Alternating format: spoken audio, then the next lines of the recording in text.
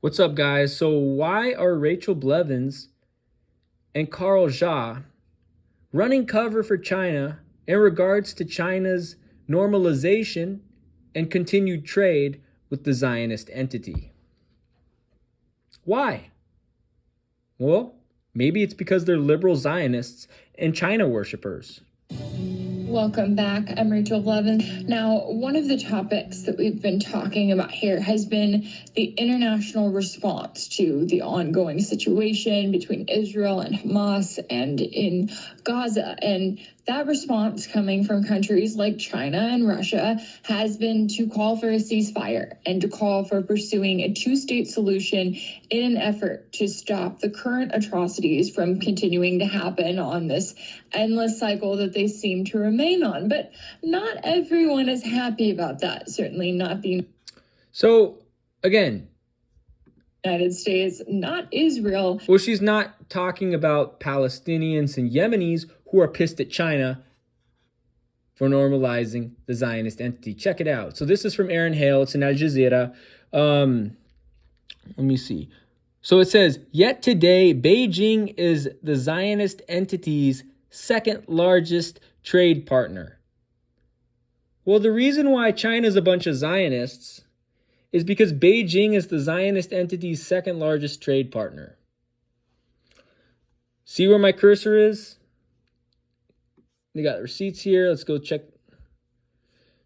So, and China Briefing from Design Shira and Associates even made an article about this. This is from October 11, 2023, China Zionist Entity Bilateral Trade and Investment Outlook. Right? So they're showing you their hand, dude. They're showing you their audible, right? They're showing you their hand. Right? So, before the establishment of the official diplomatic relations, China and the Zionist entity already had set up their respective offices in Beijing and Yafa to serve as de facto embassies. The Zionist office in Beijing, formerly known as the Liaison Office of the Zionist Academy of Sciences and Humanities, was officially inaugurated in 1990. Similarly, in the same year, the Chinese government opened the China International Travel Service branch in Yafa. So, again, this has been happening since 1948, right? Diplomatic relations between the two countries were officially established in January 1992. From then on, China and the Zionist entity have been progressively improving their relations, which reached their peak with a visit of Jiang Zemin to the 48 lands in 2000. You see, I told you China was Zionist. Since then, 4 Zionist terrorists, or terrorist cult leaders, and 3 prime ministers have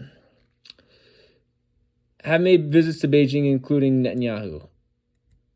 So, again, China is Zionist, right? Foreign investment in the Zionist entity.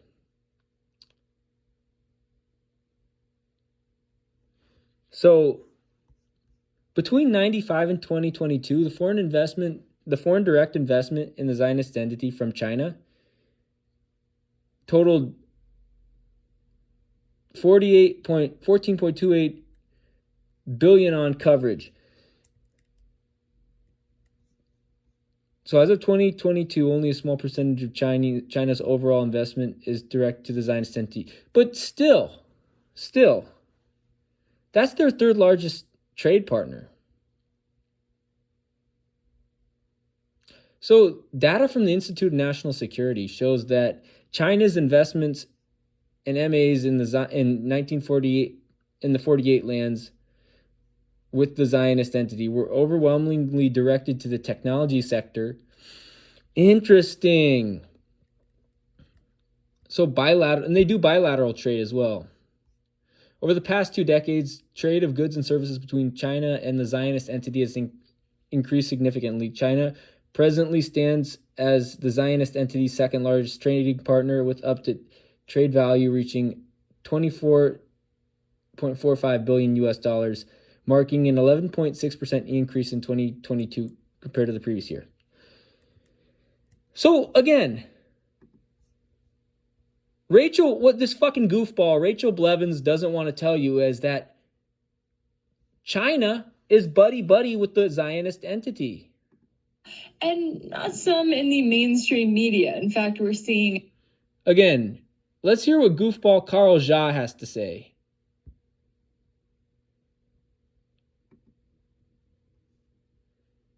So, life in the... Wang Yi is literally promoting a two-state solution, which is, again, Zionist. What does the goofball Carl Zha have to say? To come out of the unit. How this is being carried. We have 3 months left.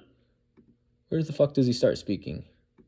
So let's get into all of this with our next guest. Joining me now to discuss is Carl Zha, host of the Silk and Steel podcast on China, history, culture, and politics. Carl, it's great to have you on the show today. Thank you for inviting me again, Rachel.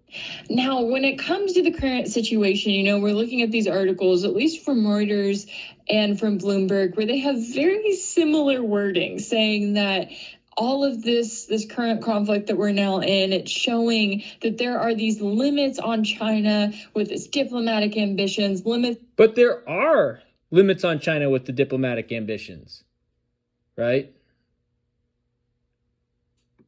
So, even in 2021, people were talking about this, right? Sean Matthews wrote in Al Jazeera, right? China's ties with the Zionist entity are tested by Gaza, but not sorely, right? Because Xi Jinping is such a cuck. Xi Jinping is a Zionist cuck,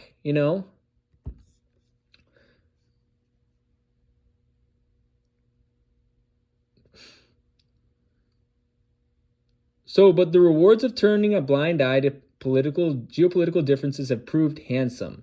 The value of trade between the two countries grew from $1 billion US dollars at the turn of the century to a little over $11.2 billion US dollars in 2019. China currently stands as the Zionist entity's largest trading partner behind the US. Those mutual interests, say experts, help explain why the Zionist entity has looked past China's vocal support for Palestine and why some leaders in Beijing are cautious to go beyond rhetoric when addressing the Zionist entity's disproportionate use of force against Palestinians, including the recent 11-day bombardment of Gaza that killed at least 254 people, including 66 children. Closer ties, changing attitude. The Zionist entity, like many countries, is eager for access to China's massive market and to benefit from Beijing's penchant for splashing around big money on infrastructure projects. Meanwhile, China sees the Zionist entity as another linchpin in its Belt and Road Initiative to project and deepen its economic and political power. Strategically located on the Mediterranean, the Zionist entity is a high-income terrorist cult with an innovation economy aspect prized by Beijing.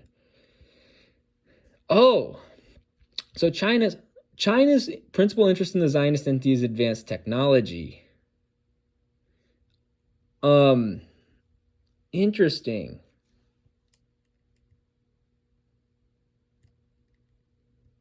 So, while China has invested large sums of money in the Zionist entity, China has sought to maintain its historic image as a strong supporter of Palestine by taking symbolic stances on certain issues. In 2017, China banned its nationals from taking part in illegal settlement building the occupied West Bank, even as Chinese contractors were busy working on infrastructure projects in Palestine, in the 48 lands. Last month saw more symbolic maneuvering in response to the Gaza war.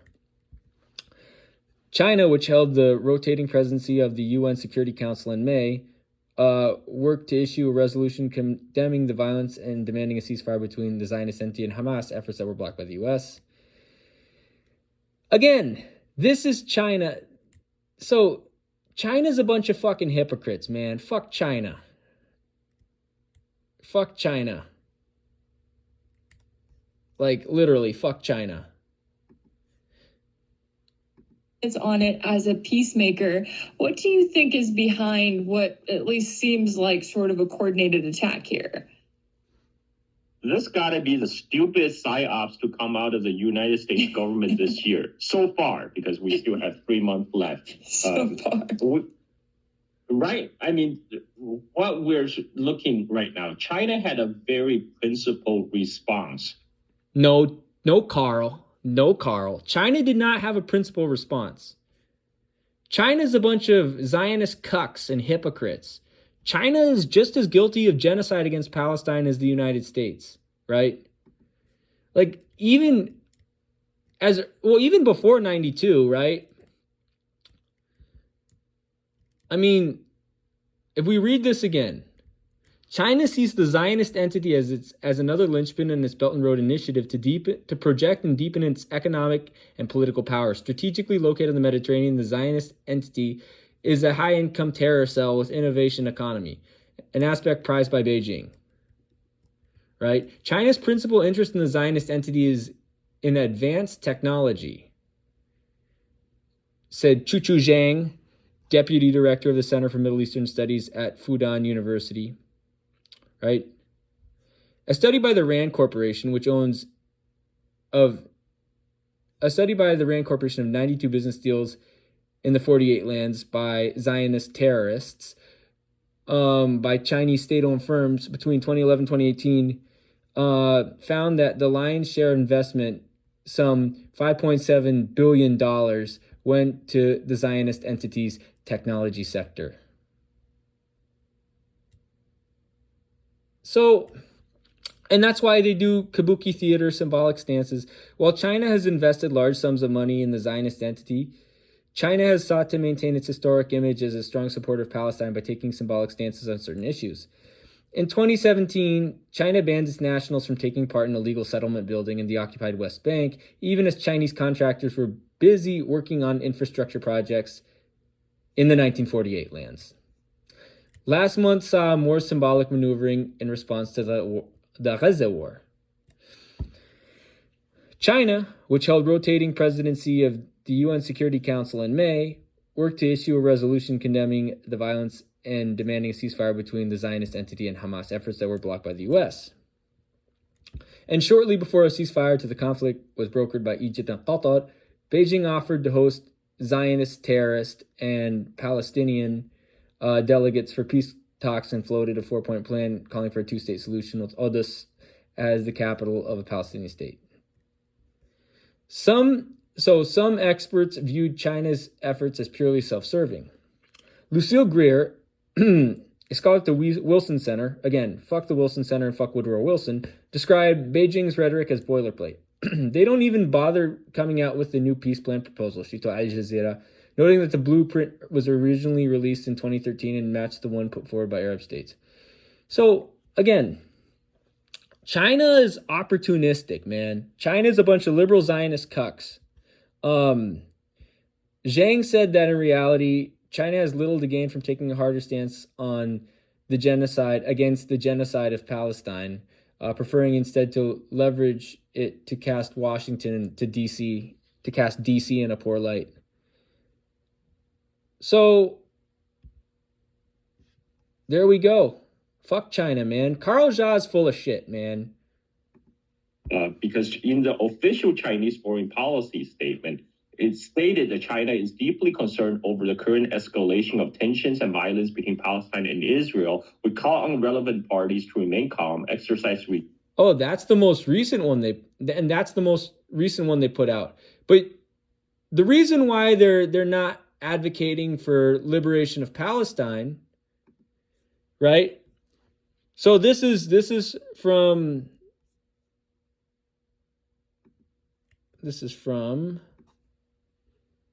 Aaron Hale. Shout out to Aaron Hale. It says, yet today, Beijing is also the Zionist entity's second largest trading partner. Right?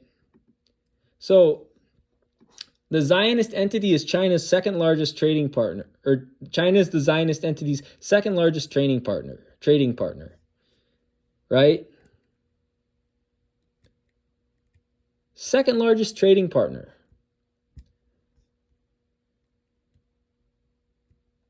So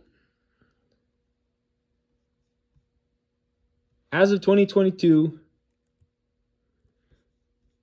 so besides the tech sector, 8 deals were closed in the infrastructure sector at a total value of $5.91 billion US dollars, including 4 deals in the transportation sector, 2 in the port sector, and 2 in the electricity sector, all signed by Chinese state-owned enterprises. 1 deal was closed in agriculture and real estate, the acquisition of Tuduva. 1 in the minerals sector, the acquisition of Adama, and 2 deals involved investments in academic institutions, the Technion and the Zionist terrorist cult university that they built illegally in Jaffa. And 1 was related to the advertising industry, the acquisition of Bagir. 2 high-tech sectors were where the Chinese invested the most were software and IT, 1.12 billion US dollars, and health sciences, 1.35 billion US dollars. China is guilty of enabling genocide.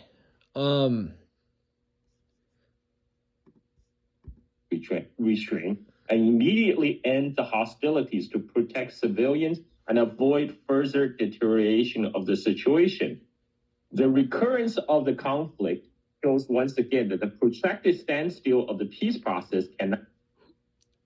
Again, Carl Zha is full of shit. China's full of shit. Outlast. The fundamental way out of this conflict lies in the implementing this two-state solution and establishing an independent state of Palestine. The international community needs to act with greater urgency, step up input into the Palestine question, facilitate the early resumption of peace talks between Palestine and Israel, and find a way to bring about enduring peace. China will continue to work relentlessly with the international... Again, this is Chinese propaganda, right? This is fucking Chinese government propaganda. ...community toward that end. So this is the full official statement by Chinese ministry. And is it a full official statement by Chinese ministry? Well, tell the Chinese ministry, County Ma, right? Again, the Zionist entity, China is the Zionist entity's second largest trading partner behind the U.S., right? And China invested 1.12 billion US dollars in the Zionist entity in tech, right? 1.35 billion US dollars in the Zionist entity in health sciences, right? China invested, besides the technology sector, 8 deals were closed in the infrastructure sector at a total value of 5.91 billion US dollars. So China invested $5.91 billion in the Zionist entity in infrastructure. Carl Zha, really, bruh?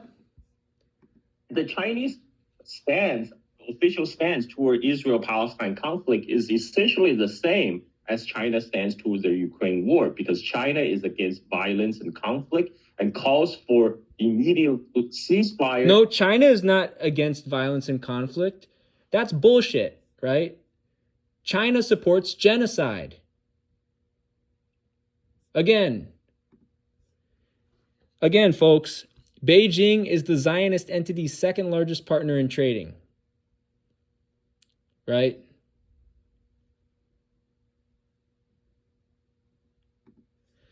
Beijing is the Zionist entity's second largest partner in trading.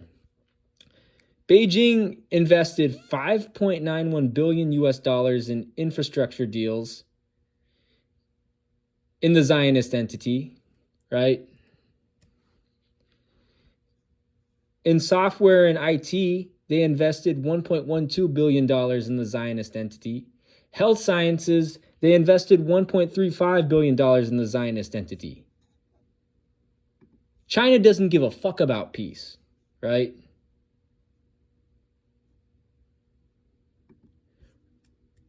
Right?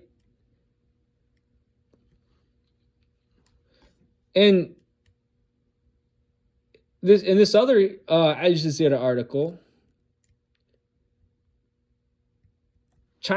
So people are saying China's efforts are self-serving, right?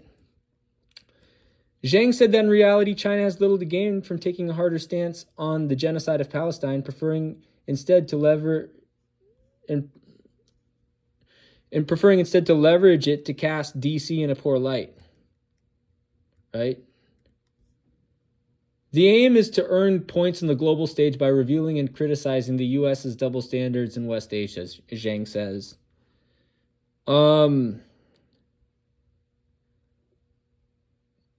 So, again, Chinese diplomats at the UN were eager to call out the U.S. for blocking their ceasefire proposal, with one reportedly using it to portray U.S. support for Muslims as hollow. D.C. has pushed back aggressively on China's human rights record, and the administration of genocide, Joe Biden, has labeled Beijing's treatment of Uyghur Muslims as a genocide. Right? So guess what?